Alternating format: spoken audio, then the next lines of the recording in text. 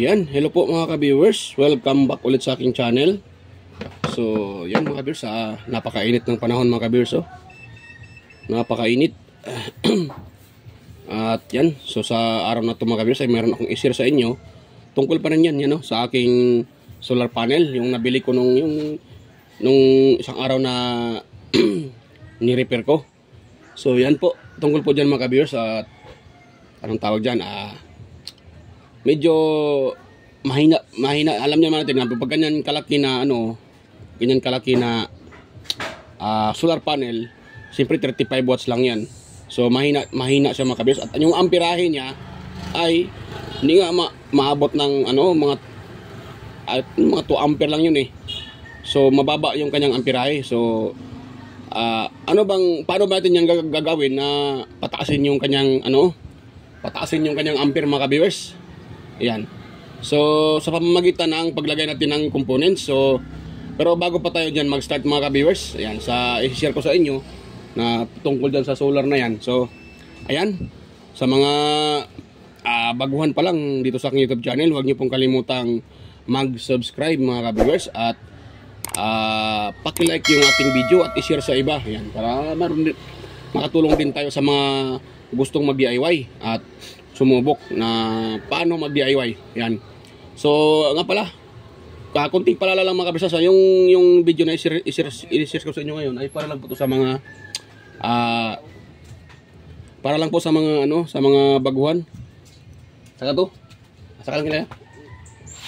Yan, para lang po mga kabisasa sa mga baguhan at sa mga gustong matuto dyan. So, yan. So, ang i-share ko naman ngayon tungkol po sa aking solar panel, solar panel. So, maliit lang naman 'yan at mababa yung kanyang amperahe. Ay, kung tingnan niyo po ito, ay hindi pala klaro Ayan. Parang malubog yung malubog yung camera. Ano nangyari ito sa camera ko? Parang madilim.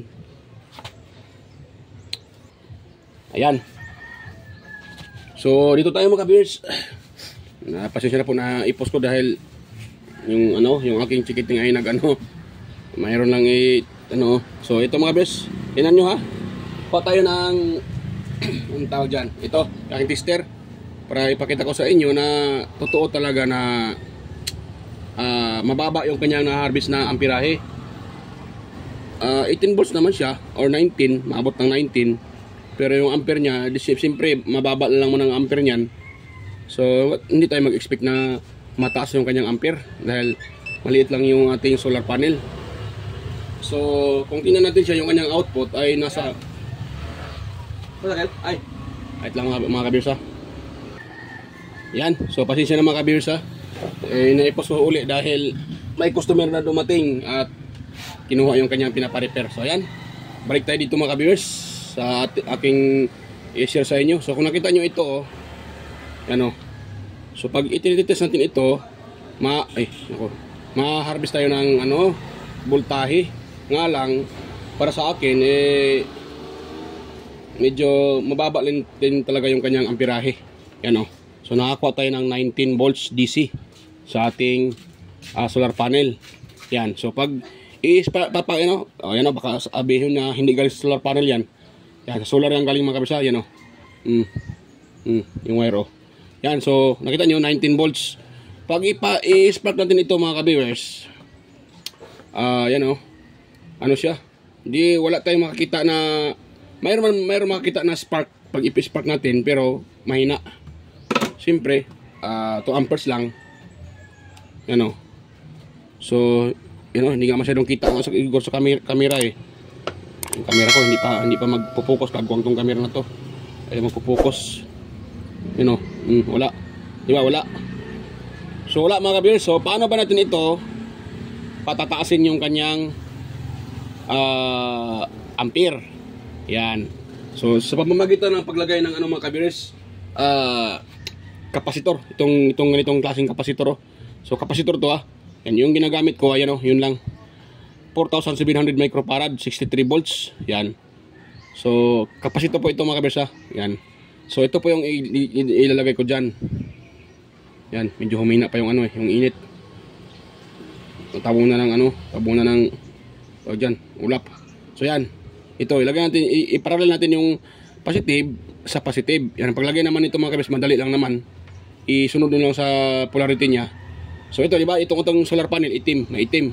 Ito namang sa kapasitor, siyempre, yung may parang silver na yan, oh, yan po ang negative. Ito namang purong blue ay positive. So, may pulang wire. So, dito din tayo nakatap sa pulang wire ng positive ng ating solar panel. So, yan. Ito negative, negative din, pareho. So, yan, tingnan nyo ha. I-spark ko siya. Oh, yan, di ba? Oh, oh. Oh. Yan. O, di ba? Lumakas yung kanyang ano, mga ka-viewers. Yan. Yan, kita nyo, nag-spark siya. Lumakas, kahina, walang spark. Ngayon, may nakita na kayong spark, kahina, wala yan, di ba? O, yun o. Yan na. O, o. O. O, di ba? May nakita kayong spark. Kahina, wala yan, mga ka-viewers. You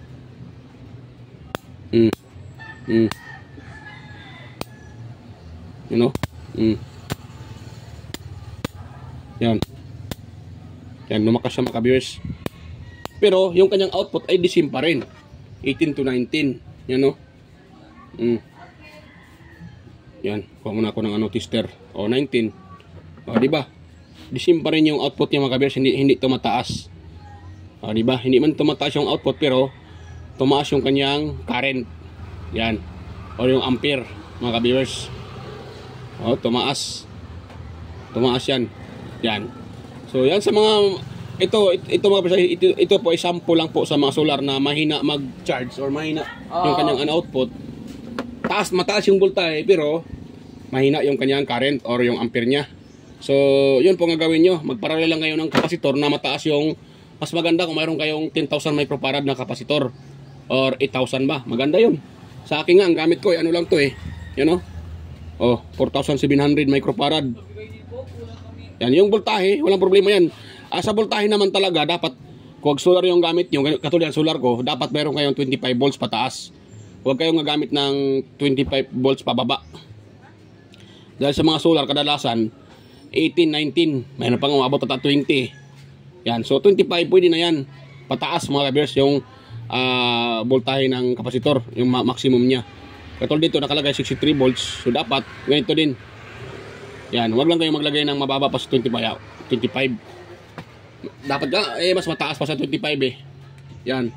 Pati yung microfarad, mas maganda pag mataas. Itong gamit ko naman ay, nakita nyo, 4,700 microfarad lang oh. Yan oh. Yan. May nakita kayong, ay nagpokus ah. Ay, may nakita kayong spark. Kaya na wala yan eh. Nung hindi ko pa nilagyan ng kapasitor. So wala tayong makita na spark. Ngayon, na mayroon na siyang kapasitor. So, yun oh. Yan. Ay magpokus tong kagwang tong ano to ah. Ay magpokus. Yan. Ano oh, diba? Yan. Kaya nawala yan kanina eh. Yan. Yan. Oh, di ba?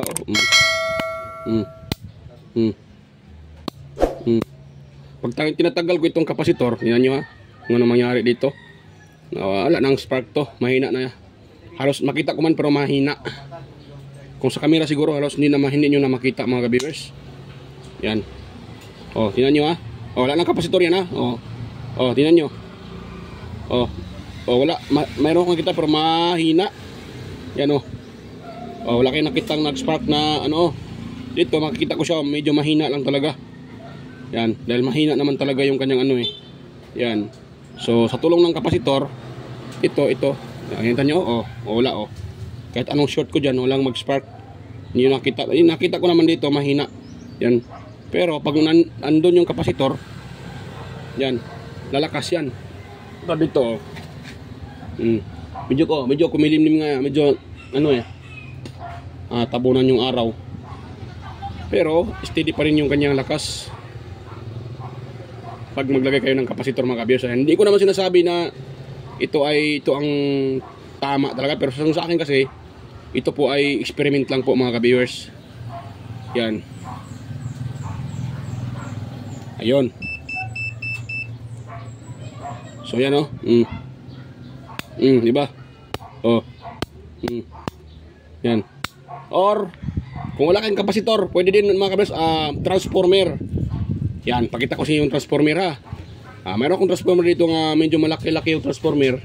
So pakita ko sa inyo kung paano gagamitin yung transformer para dyan sa ating solar panel para pang palakas. Ito, wala lang akong mapaglagyan. So ito, ang gagamitin ko dito ay hindi po yung kanyang hindi itong pinaka secondary. So sa primary ako gagamit mo, sabi kukuha.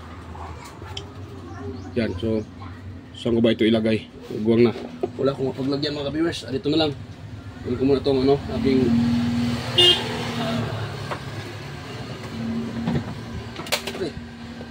kasi yung mesa. Yun yung mesa ko. Punong-puno sa mga gamit. So yan, ito ko ilagay yung itong aking solar panel or itong wire. So dito din yung transformer. So itong primary, ito ang secondary. So paano malaman yung primary? So pamamagitan ng tester mga ka-viewers. Ayan o. So yung primary, mas mataas yung reading kumpara sa ito na. Ipakita ko sa inyo. Mas mataas yung reading kumpara sa secondary. O yan o, primary o. 18 volts. Hindi kita sa bid Ito lang ha. Ipakita ko sa inyo. Yan o. O 18 volts yung 18 volts naman, mali pa. 18 ohms yung ating reading sa primary. So secondary mas mababa pa yan, maaring mga 0.1 yung ganun yan siya eh. Yan o. Oh, 0.1 mga kabiyos, 0.1. Oh, 0.1. So mababa siya mga kabiyos. So dito tayo sa primary kukuha. Kasi pag secondary kukuha tayo, wala din. Mahina pa rin yung niya. O tingnan nyo ha. Itong positive ng aking solar panel, itatap ko dito sa isang wire ng sa primary. Yan. Yan po. So ngayon, matrik yung araw. So ito natin. So ito na yung ha. Oh, tingnan nyo, i-spark ko ha. Yung kitang-kita ba dito tayo. Yan oh. Oh. Yan. Medyo humina yung humina yung sikat ng araw. Hindi katulad ng kapasitor, pag mahina yung sikat ng araw, malakas pa rin siya mga ka-viewers. Yan, kumuli natabunan yung tawag dyan. Yan, humina yung sikat ng araw. Wait lang. Yan ang muna natin.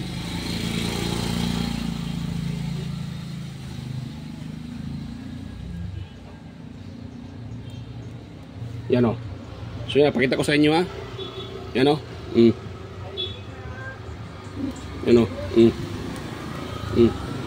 Eh di nag-focus tong kagwang tong camera na to ah. Yan o. Yan o. Oh. Yan di ba? Oh, may spark siya. Yan o. Tumaas din yung kanyang amperahe pag nakadaan dito sa Pero yung hawakan niya habang nag-sparkan na masakit din, nakakuryente. Ano, nangingiliti pag mahawakan niyo ito pag nag-spark. Oh. So may spark siya mga kabis oh. Pang kitang-kita at kagwang tong camera na to ah.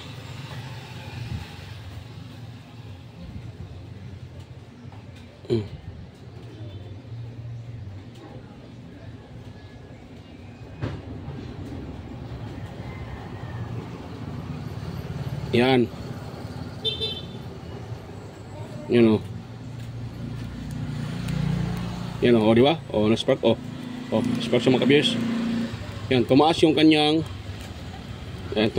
ampere. Hindi natabunan yung ating solar ah. Tanga.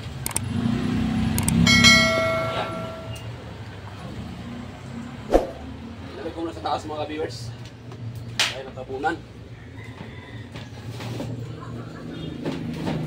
Yan. Yan. Sa taas yung ating solar. Yun. So tataas ko nilagay.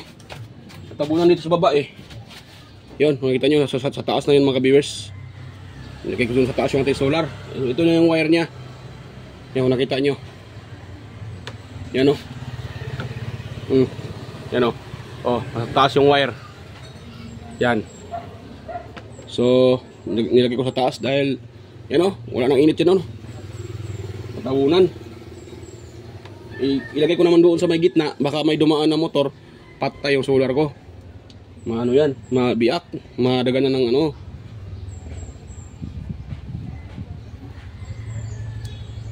Yung kagwang itong aking ano yan o.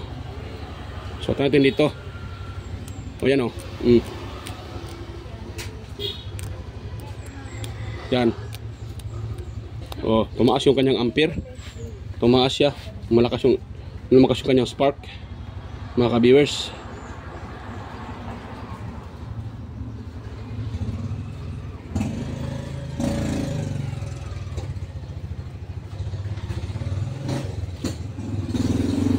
Nako, ayaw pa itang magpaano tong ano na to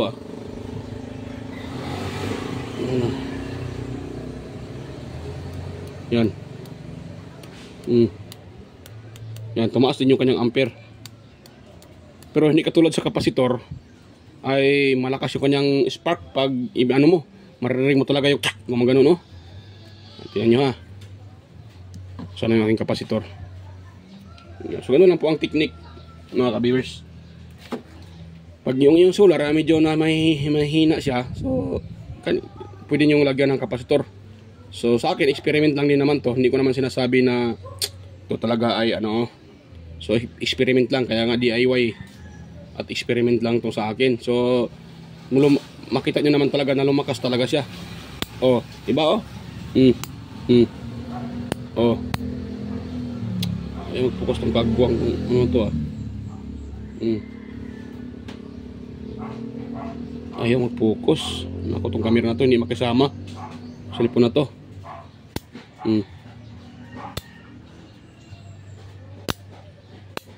Yan. Kita nyo naman ay lumakas yung kanyang spark.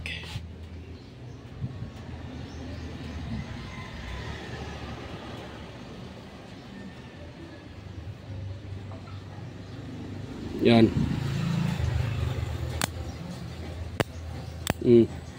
Diba? Pag kapasitor ang gagamitin ko. Oh, napuputol yung wire mga kabers. Oh, you know. Tumataas pa nga yung ibang wire. Oh, napuputol, nasusunog yung wire. Tumaas yung kanyang ano, yan oh. Yan. Yan. Yan.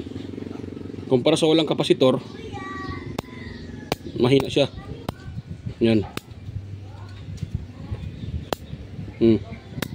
Yan. Kung wala yung kapasitor na yan, mahina yan.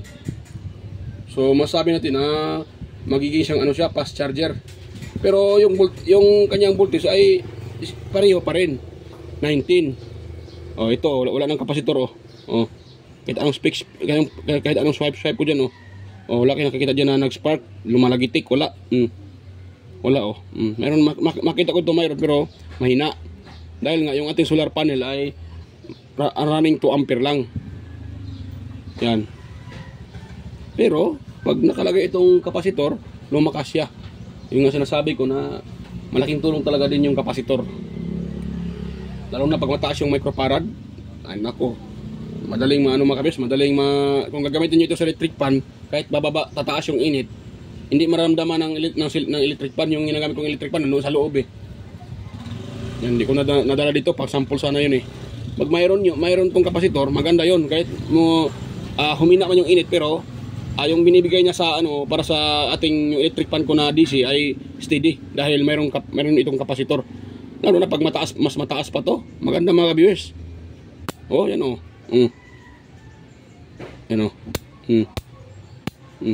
Oh, narinig niya man gumaganon. Oh, narinig niya man siguro mga viewers. Yan oh. Yan oh.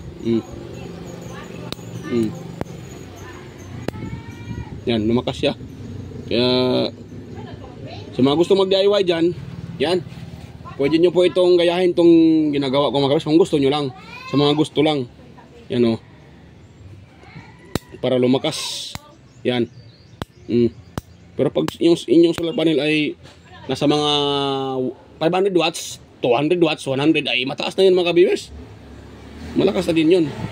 Pero tulad itong sa akin na 35 watts lang, so kailangan ko talagang gumamit ng ganito kapasitor para lumakas siya. Ano? Yan mga ka-viewers. Malakas. Malakas yung kanyang ano, spark oh.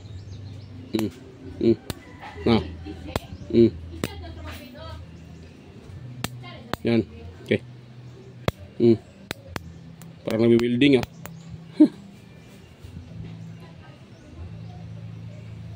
Yan.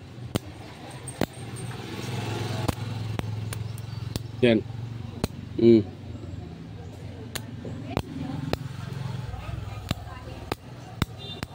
Yan, tumaas siya mga ka-viewers. Humina nga yung sikat ng araw pero at hindi naman uminit yung kapasitor. Yan. Yung wire hindi rin uminit kasi makapal-kapal naman din yung ating wire.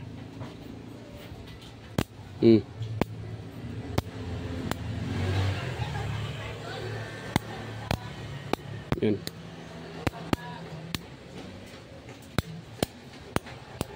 Yan. So yan, hanggang dito lang po itong video nito mga ka-viewers. Yan, pinapakita ko lang sa inyo kung paano palakasin yung solar panel. So yan. So yan, bago pa tayo magtapos mga ka-viewers at mega love shoutout sa inyong lahat dyan. Yan.